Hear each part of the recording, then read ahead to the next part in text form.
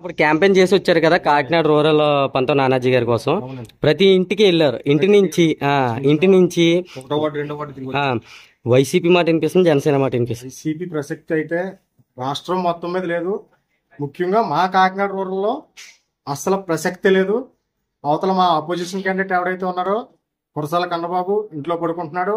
అతనికి సీన్ అర్థమైపోయింది. ఇక్కడ గెలవబోయేది పంతో నానాజీ గారు. గాజు గ్లాసు గుర్తుకి మేము ఓటు వేయబోతున్నాం. అందరూ కూడా ప్రజలు అన్ని వర్గాలు బీసీ, ఎస్సీ, ఎస్టీ, మైనార్టీలు అందరి దగ్గర నుంచి కూడా సంపూర్ణమైనటువంటి మద్దతు మాకు లభిస్తుంది.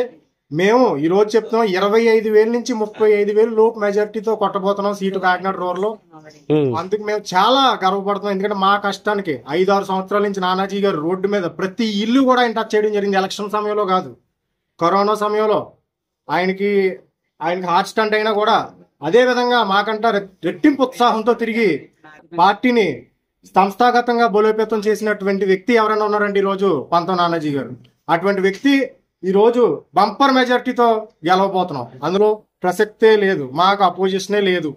సార్ ఒకసారి గెలిచిన తర్వాత ఏమైనా అమల్లోకి తీసుకుని వస్తారా? ఆయన చెప్పినట్టు మౌలిక వసతులు అన్నది ఆయన ఫస్ట్ మేనిఫెస్టోలో చెప్పిన అంశం మౌలిక వసతులు. కాకినాడ రూరల్లో మౌలిక వసతులు అసలు ఎక్కడా లేవు. ఆయన చేస్తారు.